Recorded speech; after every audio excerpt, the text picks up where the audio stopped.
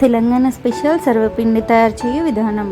ఒక బౌల్లో బియ్యం పిండి, నువ్వులు, జీలకర్ర, పసుపు,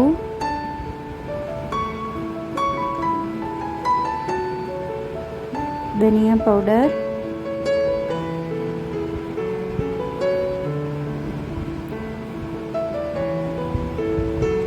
సన్నగా తరిగి పెట్టుకున్న కరివేపాకు,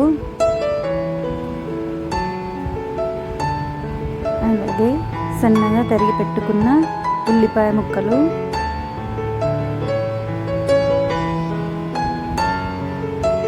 వేసుకుని కలుపుకోవాలి. పచ్చి శనగపప్పు 2 గంటల ముందు నానబెట్టి వేసుకోవాలి. ఈ సర్వపిండి స్పెషల్ పచ్చిమిర్చి పేస్ట్. దీనికోసం పచ్చిమిరపకాయలు, జీలకర్ర, వెల్లుల్లి వేసి తగినంత ఉప్పు వేసి మిక్సీ పట్టుకోవాలి.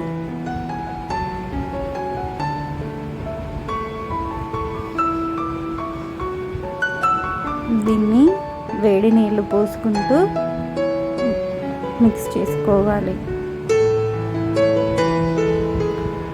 దీన్ని సర్వపిండి గిన్నెలో ఆయిల్ అప్లై చేసి సర్వపిండిలా ఒత్తుకుని కాస్త ఆయిల్ వేసి మూత పెట్టి కాల్చుకుంటే సర్వపిండి రెడీ.